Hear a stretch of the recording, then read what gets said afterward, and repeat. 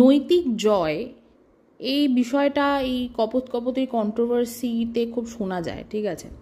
কারণ কপোত কপোতের কন্ট্রোভার্সিতে তো দুটো টিম আছে, একটা হচ্ছে বাচ্চার বাবার টিম আর একটা হচ্ছে বাচ্চার মায়ের টিম, ঠিক আছে। তো সেই টিমে কিছু কন্ট্রোভার্সি ক্রিয়েটার আছে এবং কিছু ভিউয়ার্স আছে। এবার এখানে তো অ্যাকচুয়ালি এই দুজনের যে ডিভোর্সের যে ব্যাপারটা, ঠিক আছে, তারাই তুলে ধরেছে, না হলে কন্ট্রোভার্সি ক্রিয়েটাররাই বা জানলো কী করে আর ভিউয়াররাই বা জানলো কী করে। তো এখানে যে কম্পিটিশনটা চলছে এটা অ্যাকচুয়ালি একটা ওই র্যাট রেস চলছে, ঠিক আছে, যার কোনো এন্ড পয়েন্ট নেই। এবং কোথাও গিয়ে যদি একটু ভেবে দেখেন তাহলে দুজনেই একই জায়গায় দাঁড়িয়ে আছে। হ্যাঁ, এবার এই রেসে যখন বাচ্চার বাবা এক হাত পিছিয়ে পড়ে তখন বাচ্চার মায়ের দিকের কিছু কন্ট্রোভার্সি ক্রিয়েটাররা বলে নৈতিক জয়, আবার বাচ্চার মা যখন কোনো কারণে এক হাত পিছিয়ে পড়ে তখন বাচ্চার বাবার দিকে কিছু কন্ট্রোভার্সি ক্রিয়েটাররা বলে নৈতিক জয়। এবার আমাকে যদি কেউ জিজ্ঞেস করেন তাহলে আমি বলবো যে এই পুরো বিষয়টাতে নৈতিক জয় কথাটা একেবারেই অযৌক্তিক। কারণ at the end of the day একটা সংসার ভেঙেছে, দুটো মানুষের মধ্যে একটা সুসম্পর্ক ছিল, সেটা নষ্ট হয়েছে, সেটা যে কারণেই হয়ে থাকুক না কেন, তাই না।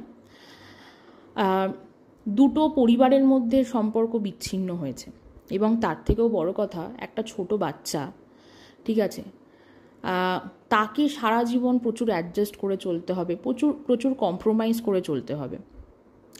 আর ওর যে ফাঁকা জায়গাটা তৈরি হলো, এই ফাঁকা জায়গাটা কোনো মেটেরিয়ালিস্টিক জিনিস দিয়ে কোনো দিনই কম্পেনসেট করা যাবে না। সে দামি খেলনা বলুন, দামি জামা কাপড় বলুন, কোথাও ঘুরতে নিয়ে যাওয়া বলুন, ভালো খাবার দাবার বলুন, কোনো কিছু দিয়েই না। এটা একটা মানে অদ্ভুত ধরনের একটা ফিলিংস। হ্যাঁ, যারা ব্রোকেন ফ্যামিলিতে বড় হয়েছে তারা এই বিষয়টা খুব ভালো করে বুঝবে যে মা বাবাকে কোনো দিনও একসাথে কাছে পাবে না। এটার থেকে পেইনফুল আর কি হতে পারে। মানে যদি বাবার সাথে কথা বলতে হয় তো মায়ের সাথে কথা বলতে পারবে না, মায়ের সাথে কথা বলতে গেলে বাবার সাথে কথা বলতে পারবে না। মানে একটা খুব বাজে একটা সিচুয়েশন এবং একটা মারাত্মক মানসিক যন্ত্রণা। সুতরাং সারা জীবন ওর এই মানসিক যন্ত্রণা থাকবে, ওর একটা নালিশের জায়গা থাকবে, ওর মনে প্রচুর প্রশ্ন থাকবে, যে প্রশ্নগুলোর কোনো উত্তর কিন্তু আসলে কারো কাছেই থাকবে না, ঠিক আছে। সম্পর্ক কেন ভেঙেছে, কি কারণে ভেঙেছে, সেগুলো উত্তর হয়তো দিয়ে দিতে পারবে কেউ না কেউ, কিন্তু ওর মনে আরও প্রচুর প্রশ্ন জাগবে, ঠিক আছে, যেটার উত্তর কিন্তু কারোর কাছেই থাকবে না। সুতরাং এখানে নৈতিক জয়ের কোনো ব্যাপারই নেই, ঠিক আছে। এবার আপনাদের হয়তো মনে হতে পারে যে আমি নৈতিক জয় নিয়ে এত কিছু কেন বলছি। কারণ আমি রিসেন্টলি কোনো একজনের নৈতিক জয় দেখলাম বা দেখছি, সেই কারণেই বলছি। এবার বলি কেন, এক্সপ্লেনেশনটাও দিই। এই সোমবার একটা লাইভ দেখলাম। কার লাইভ? ম্যাডামের লাইভ।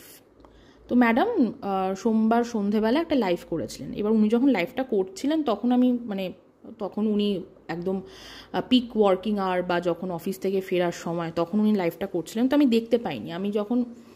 উনি যখন লাইভটা প্রায় শেষের দিকে তখন আমি দেখলাম যে উনি লাইভ করছেন। তো উনি যখন লাইভটা শেষ করলেন আমি তখনই ওনার রেকর্ডেড লাইভটা দেখলাম। তো সেই লাইভেরই 27 মিনিট 49 সেকেন্ডে উনি ফোকলার কল রেকর্ডিং নিয়ে একটা কথা বলেছেন। সেটা কি, আমি একদম কোট আনকোট বলছি। অনেকের খুব দুঃখ হচ্ছে যে আমি কল রেকর্ডিংটা 2-4 জনকে কেন দিয়ে রেখেছি, বাকিদের কেন দেওয়া হচ্ছে না। হ্যাঁ, দিয়ে রেখেছি কারণ এটা একটা ট্র্যাপ। আমরা দেখতে চাইছি যে এই কল রেকর্ডিংটা কোথাও থেকে, এখন আর বলবো না কিছু, এটা একটা ট্র্যাপ আছে, থাকুক। এই কথাটা যখন উনি বললেন আমার তখন বেশ হাসি পেয়েছে। না, ওনার উপর হাসি পায়নি, উনি যাদেরকে কল রেকর্ডিংটা দিয়েছেন তাদের উপর হাসি পেয়েছে। এবার হ্যাঁ, তাদের মধ্যে কিছু ক্রিয়েটার আছে বা কিছু মানুষ আছে যাদের সাথে ওনার কোনোদিনই কোনো মনোমালিন্য হয়নি আর কোনো দ্বন্দ্ব সৃষ্টি হয়নি। মোটমাট অন ক্যামেরা তো আমরা দেখিনি, কিন্তু স্পেশালি তাদের উপর হাসি পেল যাদের সাথে ওনার এই কয়েক সপ্তাহ আগে একটা বেশ ঝামেলা হয়ে গেল। আমরা পাবলিকালি কত কিছু হতে দেখলাম। আর এতদিনে আশা করি সবাই বুঝে গেছেন যে কল রেকর্ডিংটা কার কার কাছে পাঠানো হয়েছে। আমি ধরেই নিচ্ছি অন অ্যান অ্যাভারেজ 5 জনের কাছে পাঠানো হয়েছে।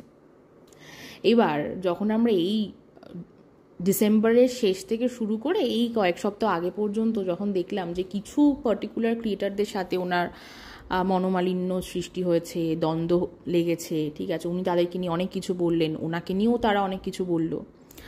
হ্যাঁ, একজন তো রীতিমতো টাইটেলে কত কিছু বুঝিয়ে দিত, হ্যাঁ, যে অজগর আসছে তেরে, ঠিক আছে, তারপরে খাল কেটে কুমির, আরও অনেক রকমের টাইটেল দিত। হ্যাঁ, টাইটেলের মধ্যে বুঝিয়ে দিত, অন ক্যামেরা বলতে পারতো না, ঠিক আছে। তারপর প্রচুর বিপদের আশঙ্কা, হ্যাঁ, সেগুলো এক্সপ্রেস করলো, ভিউয়াররা তাকে নিয়ে চিন্তিত হলো, ঠিক আছে।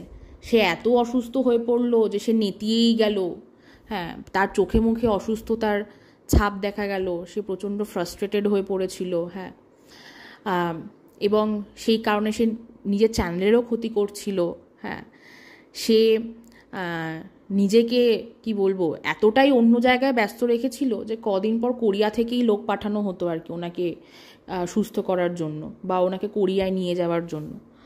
তো যাই হোক, কার কথা বলছি আশা করি বুঝতে পারছেন, সীমা আন্টির কথা বলছি। তাছাড়া আর উনি অনেকেই দিয়েছেন, যাই হোক। তো এবার কথা হচ্ছে, একবার ভেবে দেখুন, এই যে উনি ম্যাডাম যে উনি ট্র্যাপের এই কথাটা বললেন, এটা কতটা অপমানজনক ভাবতে পারছেন? কতটা অপমানজনক। হ্যাঁ, আজকে এই কয়েকদিন আগে যারা ভিডিওতে গলা উঁচু করে বলছিল যে কোনো বাহিনীতে থাকবো না, কোনো দলে নেই, কোনো গ্রুপ কল হবে না, ভিডিও টু ভিডিও হবে, ঠিক আছে, কারোর কথা মতো ভিডিও করব না, হ্যাঁ, আমরা ভিডিওতে যা দেখবো যেটা ভালো মনে হবে সেটাই বলবো, ঠিক আছে, নিজেদের কাছে নিজেরা প্রতিজ্ঞা করলো, তাই না? ভিউয়ারদের কাছে প্রতিজ্ঞা করে কি হবে? তারা নিজেরাই এগুলো নিজেদের কাছে একটা প্রতিজ্ঞা করলো যে আমরা এগুলো করব না। কিন্তু যেই ফোকলার কল রেকর্ডিং পেলো, দেখেছেন সীমা আন্টি একদম চাঙ্গা হয়ে বসেছে, ঠিক আছে, আরও অনেকেই চাঙ্গা হয়ে গেছে, আর সীমা আন্টির চাঙ্গা হওয়াটা একদম চোখে পড়ছে, ঠিক আছে, একদম গলার আওয়াজ যা নিচে নেমে গেছিলো তার 10 গুণ উপরে উঠে গেছে, ঠিক আছে, একদম আগের ফর্মে, মুখ থেকে একদম গ্ল্যামার ঝরে ঝরে পড়ছে, ঠিক আছে। ওনার কমেন্ট বক্সে অনেকেই দেখলাম সেলফ রেসপেক্টের কথা বলেছে, ঠিক আছে। আসলে ব্যাপারটা কি জানেন তো, আত্মসম্মান এইটা কাউকে মনে করিয়ে দেওয়ার জিনিস নয় বা কাউকে শিখিয়ে দেওয়ার জিনিস নয়।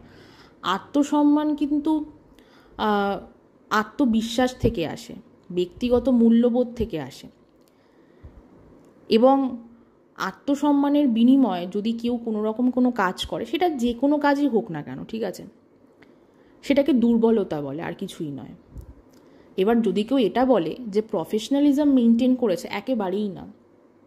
প্রফেশনালিজম মেনটেন করা অন্য জিনিস, ঠিক আছে, সেখানে কূটনৈতিক বুদ্ধি থাকতে হয়, মানে ডিপ্লোমেসি। যে ডিপ্লোম্যাটিক হবে সে অবশ্যই প্রফেশনাল হবে, হ্যাঁ, আর কর্মক্ষেত্রে ডিপ্লোমেসি বজায় রাখাটা সবথেকে বুদ্ধিমান বা বুদ্ধিমতির কাজ, ঠিক আছে। আর ডিপ্লোমেসি কখনো মানুষকে আত্মসম্মান জলাঞ্জলি দিতে শেখায় না, ঠিক আছে। রাদার ডিপ্লোমেসি বা কূটনৈতিক বুদ্ধি থেকে কিন্তু মানুষের মধ্যে একটা আত্মবিশ্বাসের সৃষ্টি হয়, রাদার, ঠিক আছে, একটা কনফিডেন্স আসে।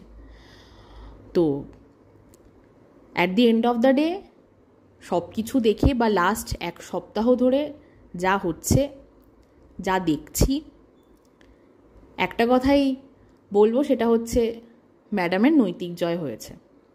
দেখুন, কে কাকে নিয়ে নেগেটিভ কন্টেন্ট করবে না সেটা তাদের ব্যাপার, হ্যাঁ। ভ্লগাররা যদি কন্টেন্ট দেয় সেটা নিয়ে তো নেগেটিভ পজিটিভ দুটো কন্টেন্টই হবে। যার যাকে পছন্দ না তাকে নিয়ে নেগেটিভ কন্টেন্ট করবে, যার যাকে পছন্দ তাকে নিয়ে পজিটিভ কন্টেন্ট করবে। সুতরাং কে কাকে নিয়ে নেগেটিভ কন্টেন্ট করলো না করলো দ্যাট ডাজেন্ট ম্যাটার। কিন্তু বিষয়টা হচ্ছে যে কন্টেন্ট করার জন্য যদি নিজের আত্মসম্মান বিসর্জন দিতে হয়, এর থেকে অপমানজনক আর কি কিছু আছে? এই অপমানটা তো নিজেই নিজেকে করা, অন্য কেউ তো আর এই অপমানটা করলো না, তাই না?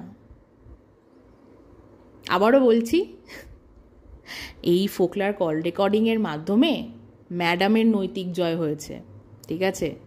আবারও বলছি কেন হয়েছে, কারণ একটা সময় যারা দৃঢ় প্রতিজ্ঞাবদ্ধ হয়েছিল, ঠিক আছে, যে স্বতন্ত্র ক্রিয়েটার থাকবো, আমরা ভিডিও টু ভিডিও করব, কারোর কথা মতো কন্টেন্ট বানাবো না, আমাদের যেটা ভালো মনে হবে সেটাই বলবো, ঠিক আছে, তো আজকে তারা তাদের জায়গা থেকে একদম টলমলো হয়ে গেল। হ্যাঁ, নিজেদের আত্মসম্মান, আত্মবিশ্বাস সব কিছু জলাঞ্জলি দিয়ে দিল। আবারও থার্ড টাইম বলি, ম্যাডামের নৈতিক জয় হলো। ইয়েস। যাই হোক, ভিডিওটা এত অবধি থাকলো। সবাই খুব ভালো থাকবেন। Thank you.